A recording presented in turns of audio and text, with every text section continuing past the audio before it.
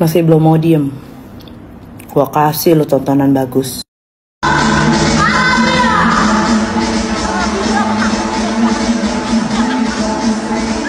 Saya nggak kenal sama mbak-mbak ini. Banyak banget kemarin yang ngetek saya nih soal si mbak-mbak ini. Kalau mau nunggu hasil rambut itu 7 hari kerja, 7 hari prosesnya atau 7 hari kerja nggak tahu. Tapi tadi kita udah tanya, belum dapat hasilnya ya, belum rambut. Nah kalau kalian mau 3 hari lagi, 3-4 hari lagi. Kalau kalian nanya rambut aku yang mana yang digunting, rambut aku di bagian belakang, Fit tunjukin deh Fit. Rambut aku, iya tunjukin ini. Yang mana sih? Ini guys, botak sama satu lagi di sini. Nih, 1, 2, udah.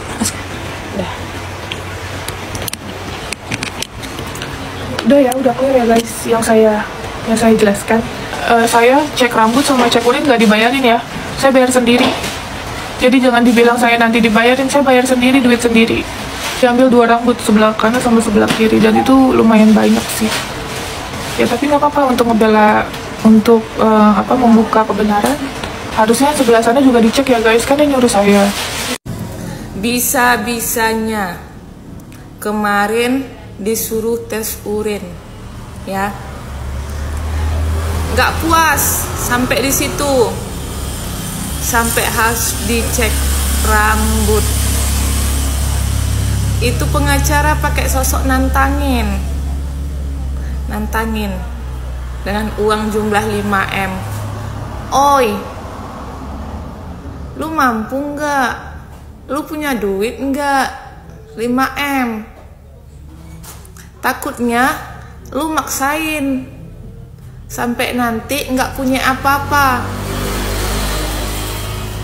Udahlah, masih lawyer kelas bawah ya, nggak usah pala sok-sok kaya ya. Nanti kismin ya, kalau ditagih janjinya kismin. Assalamualaikum warahmatullahi wabarakatuh. Salam Om Swastiastu, Namo Buddhaya, salam kebajikan dan salam sejahtera untuk kita semua. Pemirsa sekalian, polemik tentang kasusnya Pratiwi Novianti alias Teh Novi dan Agus Salim ini sudah membias kemana-mana. Dan kali ini dalam cuplikan video tadi, kita dipertontonkan di mana salah satu pegiat media sosial yang bernama Zanzabela, aibnya itu dibongkar oleh Yoyo Ine. Di sisi lain, kita melihat bagaimana seorang Pratiwi Novianti alias Teh Novi mau membuktikan tentang kebenaran ketika dirinya dituduh sebagai pengguna narkoboy. Tes urin sudah, hasilnya negatif. Tes rambut tinggal kita menunggu waktunya 7 hari baru hasilnya keluar. Tetapi biasanya orang-orang yang berada di jalan yang benar, dia tidak akan pernah gentar untuk melawannya.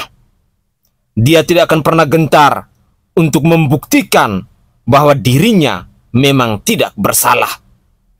Tuduhan serius yang dilakukan oleh Erdelow dan Zanzabela bahwa dirinya adalah pengguna narkoboy, kini perlahan mulai dibuktikan oleh seorang Pratiwi Novianti alias Teh Novi. Awalnya kita mengenal bahwa kasus antara Teh Novi dan Agus Salim ini hanya persoalan uang donasi. Tetapi karena didampingi oleh pengacara atau lawyer yang tidak profesional dalam menjalankan tugasnya, maka persoalan ini merembet ke sana-sini. Tentu ini sangat disayangkan dan tidak patut untuk ditiru bagi kita generasi penerus bangsa ini, khususnya generasi yang saat ini sedang menggeluti dirinya dalam dunia hukum atau dunia lawyer atau dunia pengacara. Berikut ini saya mau menyajikan beberapa cuplikan video ke hadapan pemirsa sekalian tentang komentar-komentar dari netizen yang sama sekali tidak berpihak kepada Agus Salim dan para lawyer, tetapi semuanya lebih memihak kepada seorang Pratiwi Novianti alias Teh Novi yang sudah berjuang semaksimal mungkin untuk membantu, untuk menolong, untuk meringankan beban penderitaan yang dialami oleh Agus Salim. Walaupun pada akhirnya seorang Pratiwi Novianti diperlakukan dengan cara-cara keji dan tidak manusiawi, di mana seorang Pratiwi Novianti hari ini telah dilaporkan ke pihak penegak hukum oleh keluarga dari Agus Salim dan lawyernya. Mari kita simak cuplikan-cuplikan video berikut ini. Untuk Yolo Ina, tunjukkan bukti transaksi atau apapun yang bisa membuktikan saya sebagai LC di Blue Angel. Berarti mengaku itu video Anda ya? Kok langsung berasa sih? Langsung ke pointing gitu. Yang saya omongin itu Anda. Kok langsung berasa? Intinya gini, kalau memang tidak benar lapor. Cepat lapor ah. Berarti dia mengakui, geng, kalau itu video dia lagi showing, geng. Gue kasih tahu, nggak usah terlalu menggebu-gebu, coy. Slow but sure. Slow aja.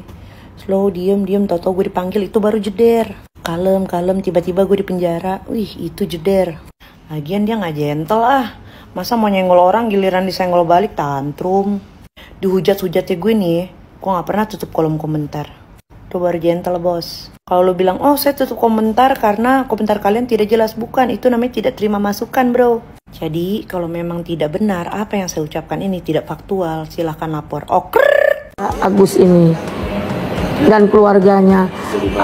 Aduh, ada yang waras nggak tuh keluarganya untuk memberikan keterangan, ya kan, bahwa tujuan Novi itu baik gitu, mulia gitu. Nah inilah Farhan Abbas, tolong dong kita itu fleksibel gitu. Terus lihatlah dari sudut mana kita melihat, jangan dari publikasi, euforia, dan kepentingan-kepentingan yang tak bermutu, ya. Cobalah, kita udah usia lanjut, kepentingan pencari keadilan itu seperti apa, selagi bisa kita mediasikan dulu gitu. Bukan harus main lapor gitu. Saya kalau ikutkan perasaan, kalau saya laporkan saya dapat uang 3 miliar. Kalau saya tidak laporkan saya cuma dapat uang 30 juta. Lebih baik saya dapat uang 30 juta. Orang berdamai, kita dapat hikmah, dapat kepuasan, daripada saya dapat uang banyak tapi nggak barokah. Mungkin itu ya, terima kasih. Hanya tahu sebatas ini ya. Ketika pertemuan Teh Novi dengan Agus, rasa simpati Teh Novi ingin mencoba membantu, mengajak Agus ke salah satu podcast. Kemudian di podcast itu terjadilah ide untuk membuat donasi. Nah, dengan simpati masyarakat atau rakyat yang luar biasa, sehingga terkumpullah donasi itu 1,5. Ini kan hal yang luar biasa. Tapi kita ingat awal dari Nawa itu orang untuk mau membantu, karena judul donasi itu membantu pengobatan untuk mata seorang Agus yang sedang cedera. Jadi saya dari awal kegiatan sosial, saya belum punya YouTube ya guys. Saya emang menyukai dan passion saya untuk membantu orang. Saya pernah merawat 15 anak, kalian ingat? Nah, merawat 15 anak, dan sekarang alhamdulillah merawat 6 anak ya, gitu. Tapi saya nggak pernah mencap diri saya pribadi sebagai bidadari atau malaikat tanpa sayap, gitu. Saya nggak pernah. Karena yang saya lakukan benar-benar tulus dari hati, dan saya menyukai dan berjanji mewakafkan hidup saya untuk membantu orang terlantar, gitu guys. Jadi yang dirawat sama saya itu bukan cuma 5 anak ya, 6 anak, dan juga ODGJ, biaya rumah sakit jiwa, terus operasional, kebutuhan ODGJ yang kita rawat, terus kebutuhan anak-anak asuh saya yang mayoritas adalah anak dari ODGJ ya guys, orang dengan gangguan jiwa seperti itu, dan masih banyak biaya-biaya operasional lainnya. Saya siap untuk dilakukan audit rekening yayasan kami dan rekening pribadi saya, tapi harus sesuai dengan SOP, yaitu yang mengaudit adalah Dinas Sosial Wilayah Yayasan kami. Itu guys, kita sudah siap.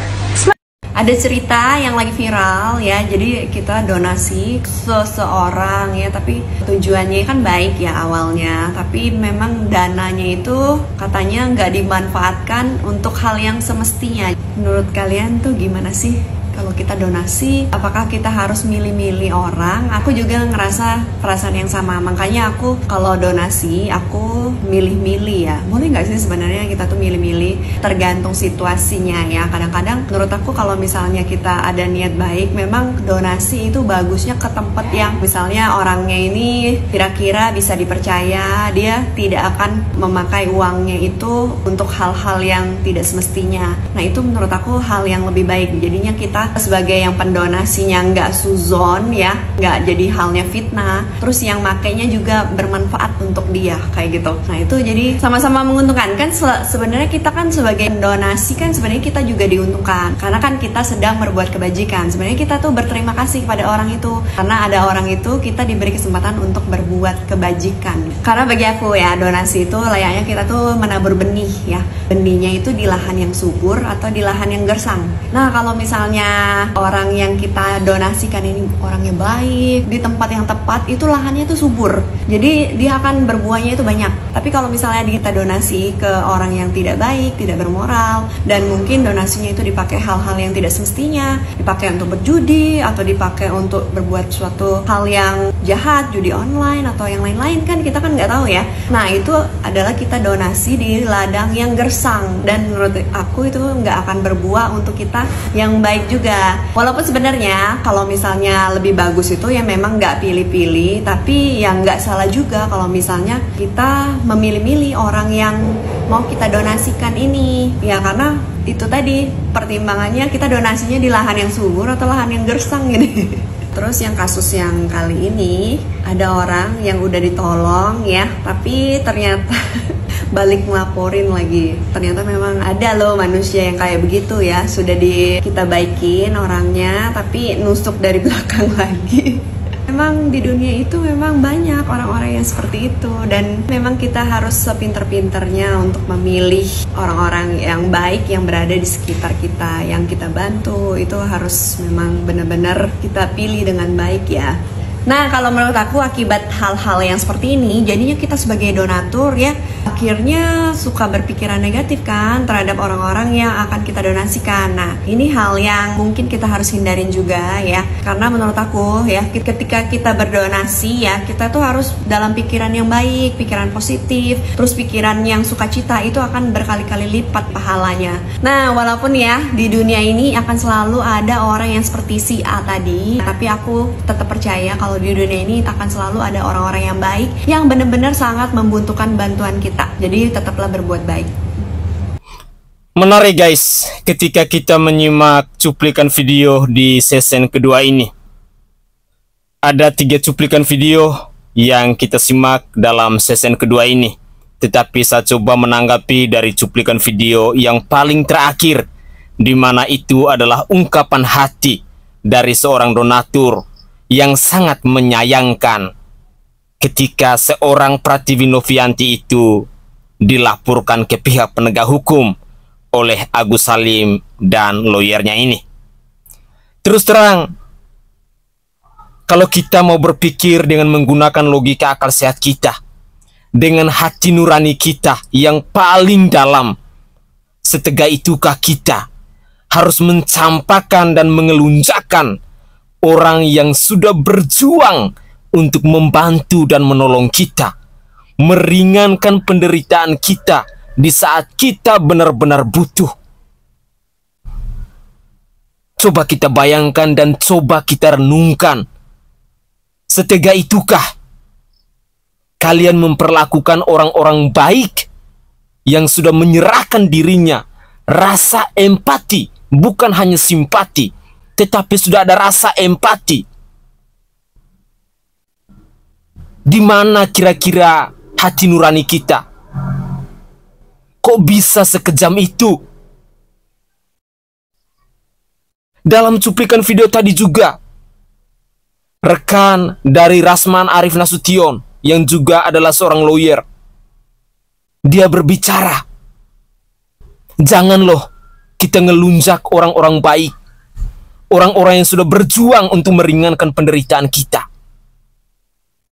Di sisi lain, para donatur pun mengharapkan agar uang donasi yang mereka berikan itu benar-benar jatuh di lahan yang subur, bukan di lahan yang gersang. Itu adalah harapan dari seorang donatur, agar apa yang mereka beri itu benar-benar jatuh di tempat yang subur, sehingga berguna, sehingga punya amal untuk mereka secara personal. Kembali lagi saya teringat dengan pers conference yang disampaikan oleh Prativi Novianti alias Teh Novi beberapa waktu yang lalu. Dengan air mata berlinang, dia mengatakan bahwa uang itu saya tarik bukan ke rekening pribadi saya Prativi Novianti, tetapi saya tarik untuk diamankan di yayasan, karena ada bukti, ada dugaan bahwa uang itu sudah tidak dipergunakan lagi sesuai dengan tujuannya. Dan fakta pun sudah membuktikan kepada kita semua bahwa uang itu disalahgunakan oleh Agus Salim dan keluarga, yakni untuk bayar sewaan rumah, cicil utang di bank, belanja online shop, dan lain-lain.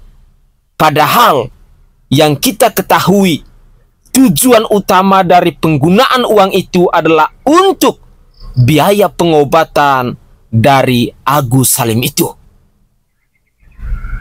Di sisi lain, kita melihat bagaimana seorang Prativi Novianti yang begitu mulia hatinya, dia menyatakan bahwa sampai kapanpun saya tidak akan pernah dendam dan saya tidak akan pernah untuk melaporkan Agus Salim ke pihak penegak hukum, karena saya tetap berkomitmen untuk pengobatan dari Agus Salim dengan uang donasi itu.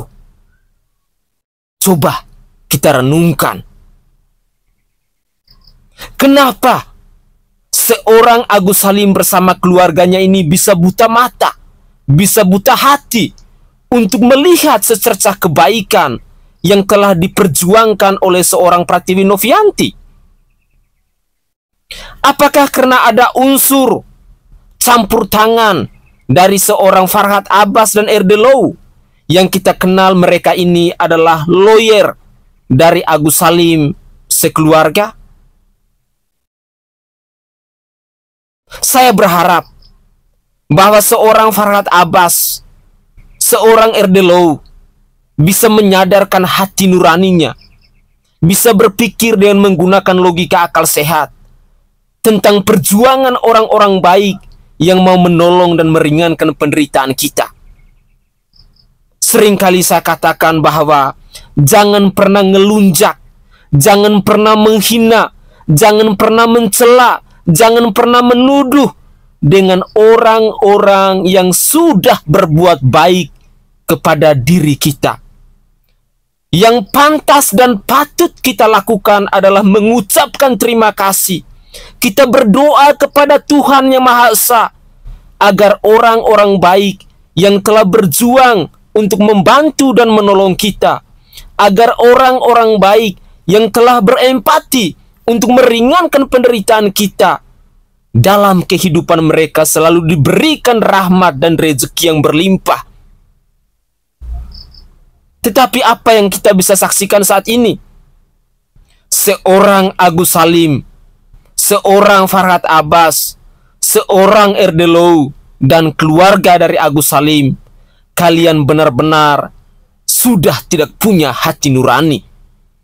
Kalian telah mencampakkan seorang Pratiwi Novianti, sosok yang hatinya mulia, sosok yang mau berempati untuk meringankan penderitaan dari Agus Salim ini. Semoga saja kisah ini bisa menjadi inspirasi buat kita masyarakat Indonesia. Kita pastinya akan bersyukur dan berterima kasih jika di sekeliling kita masih ada orang-orang baik yang mau meringankan penderitaan kita seperti yang ditunjukkan oleh Pratiwi Novianti alias Teh Novi ini. Itulah komentar singkat dari saya. Dan berikut ini saya masih mengajak pemirsa sekalian untuk menyimak kembali cuplikan video di sesen terakhir ini. Inilah videonya. Untuk Agus ini aku kasih tau sama kau ya Gus ya, bisa gak sih kau tuh tahu diri jadi orang, kalau udah ditolong, udah dibantu itu tahu diri. Bisa gak manut aja, apalagi untuk kesembuhan kau, bukan untuk yang lain.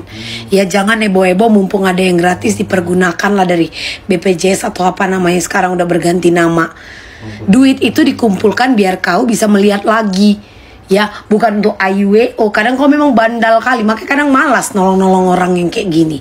Sibuk kau mau melaporkan si Nopi. Kenapa lah cuman mata kau aja yang kena disiram itu? Kenapa gak sekujur tubuh itu sampai meleleh, sampai benyek aja udah biar rata dia sama tanah. Emosi juga aku nengok tingkah si Agus ini. Gus! Itu tengok dulu anak-anak itu. Bersihin itu pipisnya Gus. Ntar ya bandal kali si Agus ini. Yang lebih kocak lagi, kau udah dibantu sama pemerintah pengobatan gratis, masih kau ributi juga RSCM, masih kau jelek-jelekan RSCM itu. Memang gak tahu diri kamu ya, kamu keterlaluan Agus. Agus, gegara gua bikin PT tentang elu, saudara lu komentar di PT gua. Ya udah kalau kayak begitu, gua berhenti main TikTok selama HP gua dicas. Setelah HP gua terisi penuh, gua main TikTok lagi. Gimana? Cuan! Hai, kita balik lagi ya ke berita Agus. Oh Agus ya kan, si buta drama. Si buta drama yang menerima uang donasi 1,5 M malah nuntut si penggalang donasi Teh Novi. Ya, mana nambah aja lagi tuh tim pengacara koalisinya. Ya kan? Belum lagi konferensi pers dari seorang Teh Dili mantan bosnya yang udah speak up juga. Teman-temannya juga udah speak up, banyak bukti chat, bukti telepon segala macam.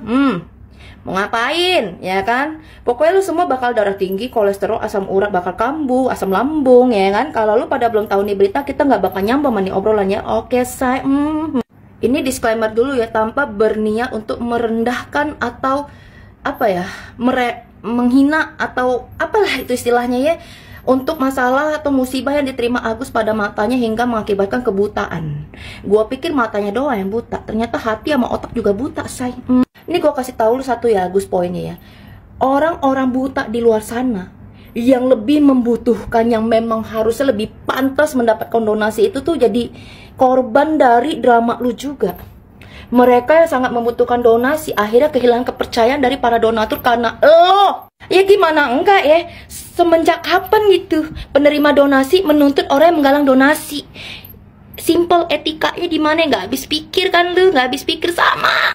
Belum lagi akhirnya mantan bosku Teh Dili itu speak up, dia merasakan kerugian karena isu elu. Tempat usahanya mendapatkan rating bintang 1 dari semua netizen yang gondok karena elu. Padahal mereka mah kagak ada salah-salahnya.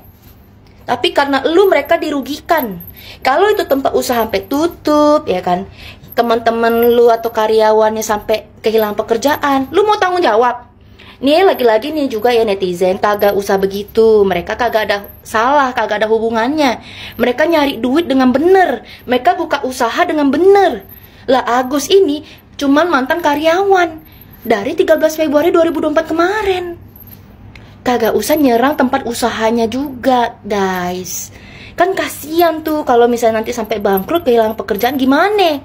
Ini si Agus mana mungkin mau tahu. Terus ketiga ya, gue dengerin tuh live dari bapak-bapak pengacara timnya Agus nih, tim koalisi Agus Maju Jaya gitu kayaknya ya, berdebat sama Teh Novi. Menurut gue mah apa yang diambil oleh Teh Novi dalam sikapnya itu udah bener. Mendingan Teh Novi tutup mulut sampai pengadilan. Karena apa? Mereka lagi nyari bahan gorengan, say. Entah mau jadi goreng bakwan, goreng cireng, ya kan?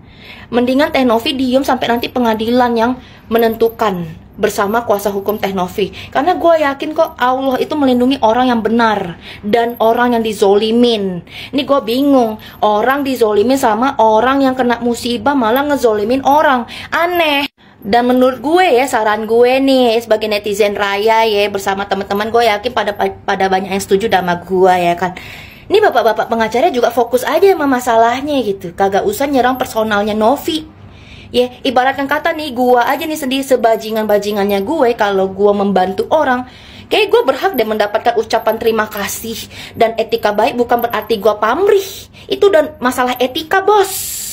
Ya kan, lagian gue bingung ya sama pengacara-pengacara sekarang ya. Kenapa ya, kayaknya kesannya tuh bukan nyari keadilan, kebenaran, tapi nyari sensasi. Kalau gue ada yang minat buat jadi ini drama jadi film ya, saran gue nih ya, gue kagak minta royalti, gue nggak minta duit sepeser pun, setidaknya at least undang gue di premiere. Ini boleh aja nih dijadiin film kayak web series dengan judul apa?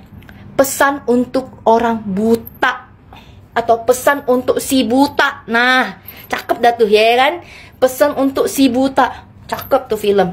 Gua jadi orang pertama yang pengen banget nonton kalau memang bakalan jadiin film. Soalnya ini fenomena baru gitu.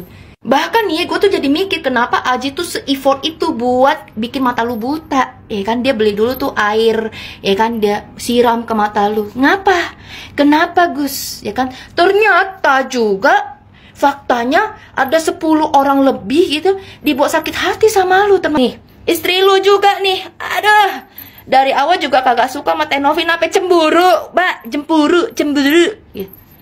Itu Teh Novi juga kagak level kali mau sama laki lo, hello gitu loh. Aduh capek deh, gue bingung. Ini fenomena apa sih guys? Sumpah ini aneh banget gitu loh. Kayak gue nggak habis pikir apakah ini tanda-tanda kiamat?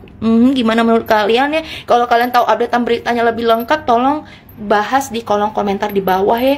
Aduh kayak gue pusing banget. Udah ya. Bukan saya malah nggak tahu apa-apa. Jadi masalah uang 100 juta demi Allah demi Rasulullah saya nggak tahu.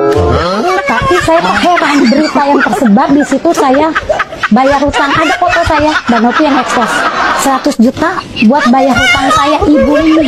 Oke, itu yang saya ibu ya. Tidak ada saya pernah membayarkan donasi. Tidak pernah dia mau. Saya nggak pernah pakai uang 100 juta buat bayar hutangnya seperti di medsos. Oke, jadi si Via itu cerita ke Mas Gary itu orang kamu kalau ada 98 juta itu yang bayar rumah dipakai buat bayar rumah. Cuman gitu. saya yang heran itu kok beredarnya 100 juta. Mas Gary itu menjelaskan seperti itu. Saya mau apa aja ya? 98 juta, beda dia 2 juta, 100 juta. Iya, Pak. Juga saya pengen nambahin. Pak. Oke guys, itu adalah cuplikan-cuplikan video yang bisa saya persembahkan ke hadapan pemirsa dalam mengupdate terkait dengan kasusnya Pratiwi Novianti dan Agus Salim ini. Dari cuplikan-cuplikan video ini, saya secara pribadi berharap ya, agar yang pertama, para lawyer, khususnya para kuasa hukum dari Agus Salim dan keluarga, tolong berpikirlah untuk menempuh jalur damai. Itu adalah harapan saya yang rakyat jelata.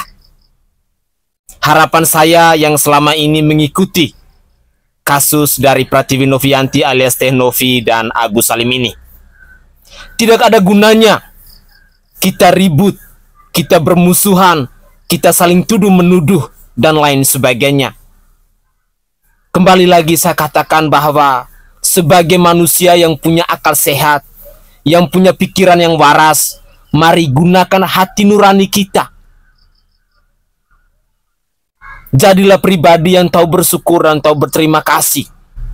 Jangan pernah kita ngelunjak dengan orang-orang yang sudah berempati kepada diri kita. Pada poin yang kedua, saya berharap bahwa dari kasus ini